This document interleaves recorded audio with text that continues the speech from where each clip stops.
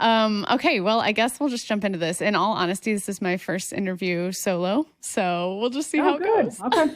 Awesome. Go for it. Okay, well, all right. We are talking to Lisa Anderson this morning, and so excited to have you with us, Lisa, as a personal fan of yours. I'm just really excited to have you here. She is the host of Boundless with Focus on the Family, and it is geared towards singles and those who are in dating relationships. And so we're going to talk about that today, specifically dating and being set up and all of the ins and outs of the dating world and the dating scene these days, which I am super familiar with. As a 30-year-old single woman, I've had my fair share of stories. So I'm really excited to talk to you today, Lisa, about your stories and just some of your wisdom and insight regarding this entire topic. So I'd like to just jump right in and ask you your thoughts and opinions in general on the dating scene today. So dating apps and websites, they're more popular than ever. And even with the advanced technology and all the algorithms, there just seems to be a lot of single people left in the world. And it was like, at first, this is the answer to all our problems. Just jump on the dating sites and you'll meet somebody. But it's just not that easy. So as a single person yourself, I'd love to know, what do you think are some of the pros and cons that are happening in the digital dating world right now? Yeah. So, and first off, Courtney, I want to say, I don't want to be that weirdo person that's going to be all legalistic about this. Like, oh my goodness, the fact that we have online dating is just of the devil and stuff like that. So, because I think that it has been very valuable as a tool. I mean, you think of a culture now where we are extremely transient. I mean, it used to be, you think of like pioneer days, anyone that read Little House on the Prairie and all that. You just married the person who was the next country lane over. I mean, that's true. All that you had options for, So it's just like, okay, well, she can milk a cow, so I guess we can build a life together. So there was just, it wasn't all this crazy that there is now. And so because people, you and I were even talking before we started talking here on the air about like you having lived in a couple different states. And again, we're never, very rarely will someone be with their family of origin throughout their entire life and be in that sense of community. And so, maybe because of a job or maybe because they went and got additional schooling, folks are uprooting, moving to different cities, different states. Yeah. So that said, online, I'm totally fine with it as a tool. I'm like, you know what? But I like to call it online meeting because when we get into like talking about online dating, this is not the place where you're going to sit for the next year and be pen pals with someone. Okay. So the whole purpose of doing apps and online stuff is to meet quality people who, and again, we can talk about lists in a little bit, but what are the criteria for someone you can date? It should be actually pretty small, a pretty short list. So you're looking for those quality people. But once you do meet them, whether online or whatever, that relationship has to go into real time and real space. And so you have to go in with your game face on about what am I looking for, cut out the clutter. I mean, when I first started online, I was just like, oh my goodness, kid in a candy shop. It was like the whole world is open to me. I was talking to this guy in the Netherlands. Wow. What in the world, when are he and I ever going to meet? And so you have to be like, here's what I'm looking for. This is where I'm willing to travel. How big of a net am I willing to cast? And be sensible about it. And then bring people, I'm really passionate about bringing people onto your team who are going to help you through this process, help you have your eyes open and be objective and really keep you accountable throughout the whole journey. I love that. I have, from personal experience, I have also done the casting the net far out. I talked to somebody way up in Canada one time and I realized that I just wasn't cut out to move that far away from my family. So I totally feel that. To Canadians, but absolutely. You got to have something realistic. You totally do. So you just mentioned a dating team and I like that term. I would like to know more about that though. Tell me, what is a dating team? Yeah. So again, and this is where culturally we've kind of like lost our way a little bit. So why in the world do we think that when it comes to like finding a job or finding a good church, we're all about like asking our friends and being like, where do you go? Or what would be a great place for me to network and stuff. But when it comes to dating, all of a sudden we get really weird and we're like, oh no, I don't want anyone interfering in my love life. I can do this on my own. Well, then all it does is just limit our options. And we probably have people that don't even know we're dating or that we even want to date because we're so shameful about sharing that thought and the fact like, hey, maybe I want to get married along with 90% of the world that also wants to get married someday. So it's kind of like, I think we've got to build a team, and that team starts when you acknowledge that, hey, I would like to date and I would like to maybe move into a serious relationship and get married someday. And especially for Christians, this is necessary because it's just the value of community in your life.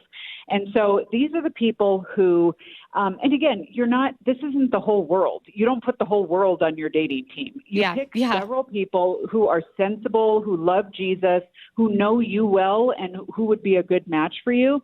You put them on your team, and some people have different roles. Like I jokingly tell people, I actually had to fire my own mom from my team because okay, she is a prayer warrior, and I appreciated that. But one day she called me. She was living in the Midwest, and she's like, Lisa, there's a new single man at my church, and you've got to meet him when you come here next. And I'm like, well, cool, Mom. Tell me a little bit about him. What's his deal? What does he do? How did he end up in your church? And she's like, oh, no, I haven't met him. I just saw the back of his head. Oh. And I'm like, has it really come to this that anyone, you just see the back of their head and now they qualify for me or what? Wow. So she lacked she was a little bit overeager and maybe lacked some discernment on that front. And so the people you want on your team are people who are willing to tell you hard truths, willing to keep their eyes open, who know, what is necessary in a solid relationship and eventually a marriage, and who are willing to, go after it with you prayerfully and be like, you know what, we want the best for you, and we want to figure out how you can go after this in a way that's God honoring. And so those are the people that you want to get on your team and invite them onto your team and kind of let them know that, hey, I'm empowering you to kind of keep your eyes open and be willing to set me up and move forward from there. Okay, so when you're building your team, do you just kind of like hand out a list and say, hey, so these are like my 5 top things that I'm looking for in a guy or a woman, and help me out here. Is that what you should do? Yeah, okay, so you can do that, but then if you've hired a sensible team, they're going to be like, okay, this is good, this is crazy, this is definitely off the list. Okay. This is, again, so you want to give them input into what you're saying, what you're doing. And again, I always say the best thing to do on the front end is figure out what is negotiable and what isn't negotiable. In fact, we just published at Boundless an article that we titled Revisiting When to Settle. So this whole idea of settling, because everyone is going to settle in something, okay? Yeah. If you have your 100-point list and you think you're going to check off every box, you will probably be single for decades. I think so. That said, some things should never go off the list. And I tend to boil them down to a few things, and they are someone who loves the Lord and is actively pursuing him as a disciple. So the reason I say that is this does not mean someone who retweets Francis Chan or grew up in Texas and so they think they're a Christian. This is someone that you see the fruit of the Spirit in their life, and they have other people. They're in Christian community. They are serving. You actually see growth there. Yeah. Secondly, you want someone who is in a position to marry. What do I mean by that? You want someone who is actually growing in the areas of maturity that mark a true adult. So this person has a job. This person has people in their life who speak into their life. This person is not weighed down by past baggage and sin that they're unwilling to look at and deal with. They're actively pursuing health in their life and in their relationships. Next up, you want a person who's humble and teachable. Almost any relationship can work if both parties are willing to sacrifice, humble themselves, and be willing to receive correction and change. Yeah. And so that person, in the context of the Holy Spirit, is going to be gold in moving forward in a healthy relationship.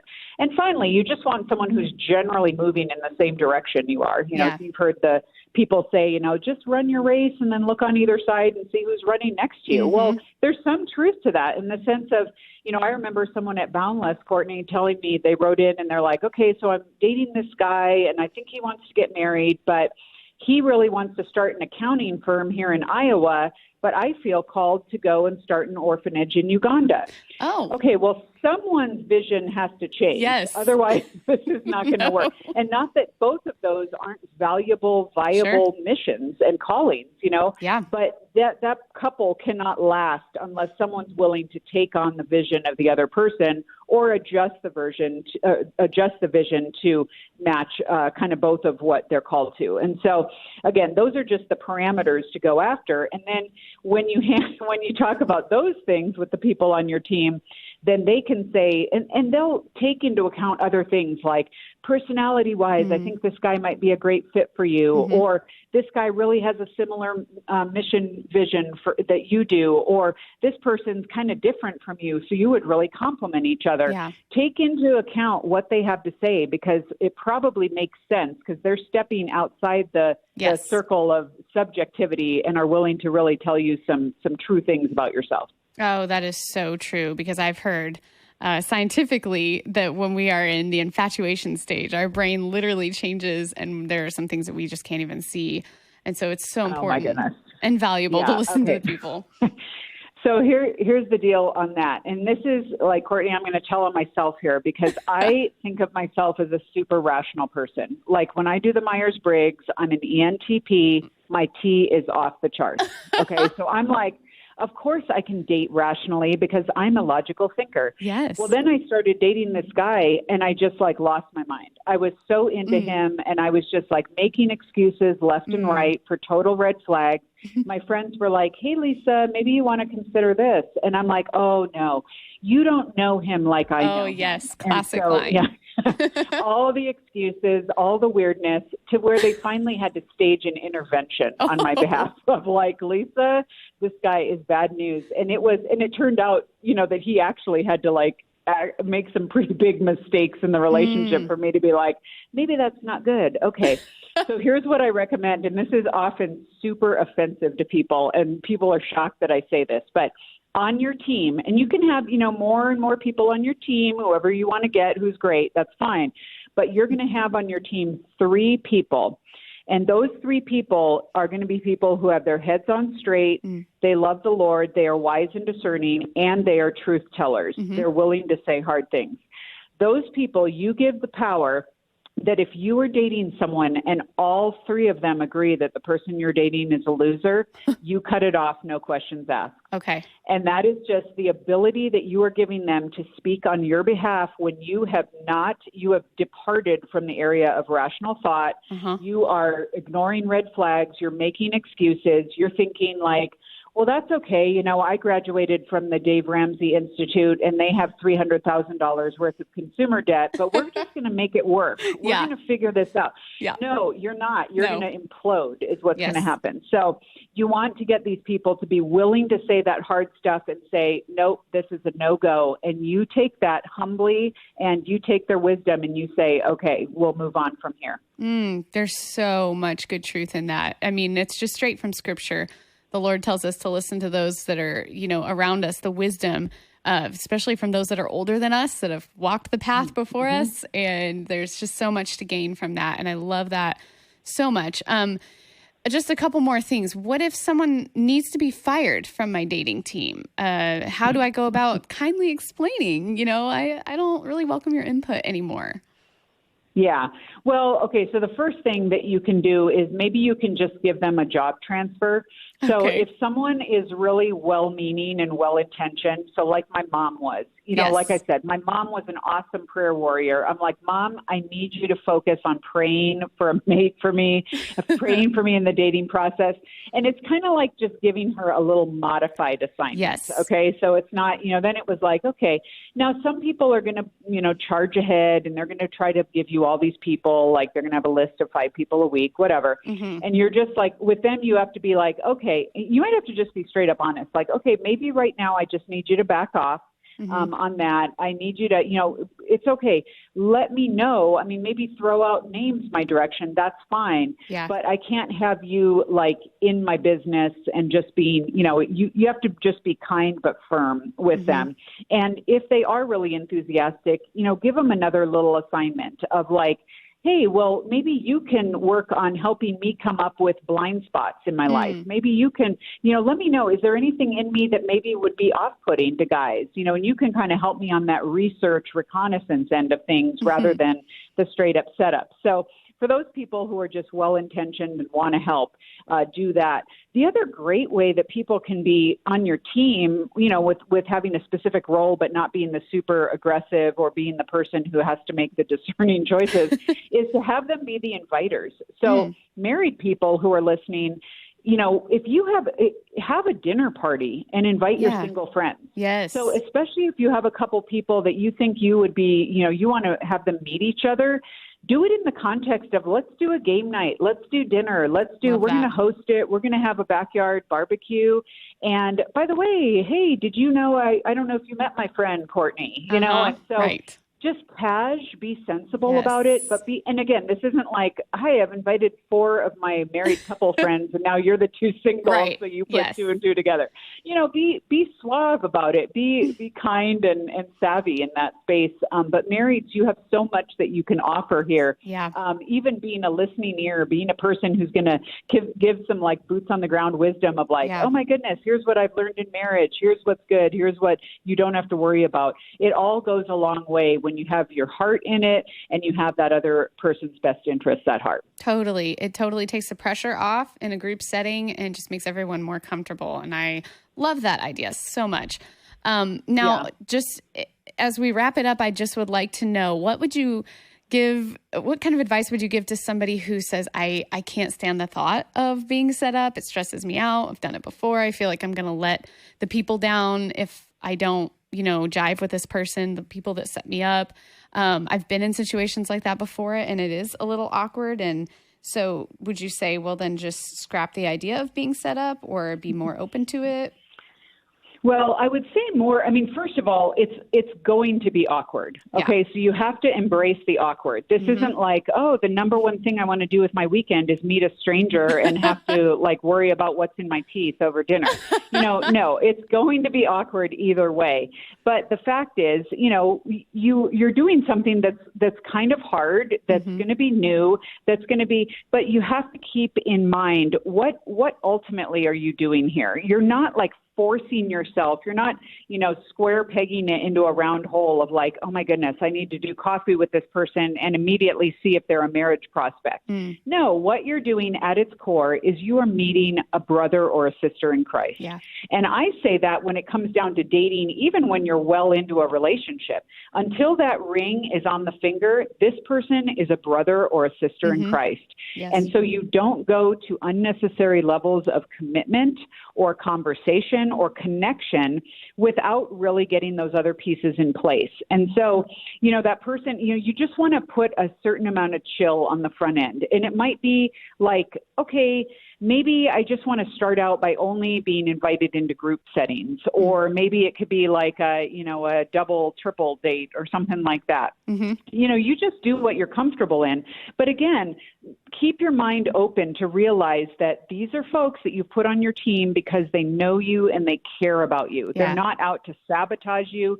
They're not out, and everyone has to meet someone. And, again, online is another great space for that, because basically the people that are on online dating sites and apps, they're there for a purpose. So you don't have to be like, hey, by the way, I'm interested in eventually dating. I'm on this dating app. So that's kind of a good entree too, to practice having conversations with people, getting to know people. And then again, just make it known that you're interested in dating, because ladies, especially for you, like guys, they want to know that they might have a chance of success at asking someone out. If you're coming across, all you're doing is walking around with your posse at church of like 10 other women, and you look like a fortress of like, no guy is going to break into that. Okay. Yeah. So sit by yourself, be chill, go out, talk to people, be friendly, ask good questions, and you will find that this develops a lot more naturally than you would think. That is awesome advice. lastly, I would love to speak to the listener who's just feeling absolutely burnt out and totally just like, I'm done. I've tried every single thing. I've hit dead ends all over the place. I'm tired of, either rejection or just things not working out and feeling awkward and weird. They don't want to give up on the idea of marriage, but just super discouraged. What kind of encouragement would you have for them? Yeah, my main encouragement, and I have totally been there. I mean, I have probably done the online dating scene 3 separate times. And I remember the first time I did it, I dug into it like it was a full-time job. I mean, I gave up TV to do online dating. I mean, it was like craziness. So, but I would say you might need, if you're just really discouraged and you're burnout and you're like doing stuff and you can't, maybe you're a guy who's like, I've asked all these women out and they've all turned me down. You might just need to take a little pause and a little break. If you have experienced excessive rejection, you might want to move into a space with one of your dating team or just a trusted mentor, couple, friend, and maybe get some recon. That's where you want to go after the questions in a safe space and be like, you know what?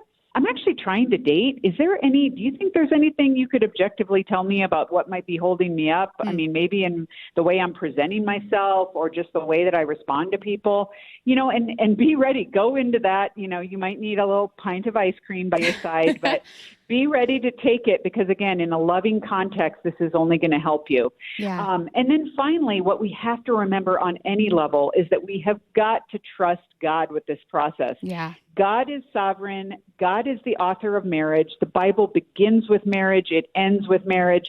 God is in the business of making good matches.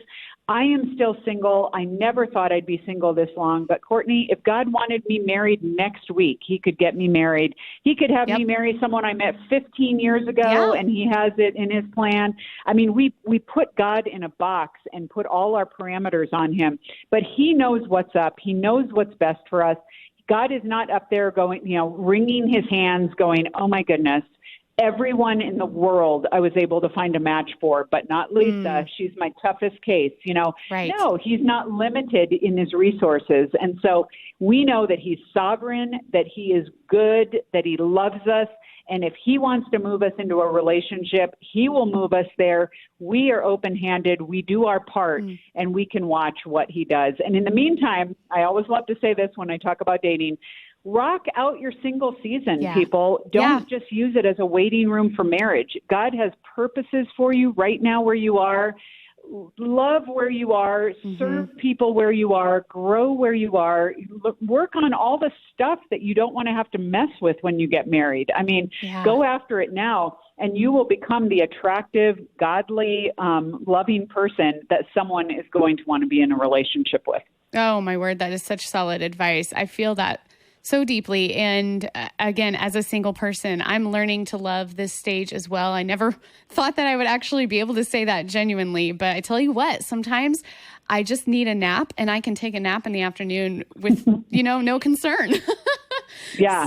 Well, it's so true. And there are so many people out there, Courtney. Here I work. Boundless is part of Focus on the Family. We work with people who are married and parents all day. There are plenty of people in marriages who are lonely, who are discouraged, marriage is not going to solve your problems. No. Ultimately, only Jesus Christ is who we can have our identity in, whether we're married or single or whatever. So we've got to put our eggs in his basket, trust him first. And then if he wants to bring someone else along, that is just great. He will ready us for that and equip us for that. And there's blessing on both sides of that fence. Oh, I give a solid amen to that. Thank you so much, Lisa Anderson. I so appreciate your words, and I'm sure that this has been a huge encouragement. Well, absolutely. So grateful to be here, and stay encouraged, everyone who's listening. God's got your back. That's right.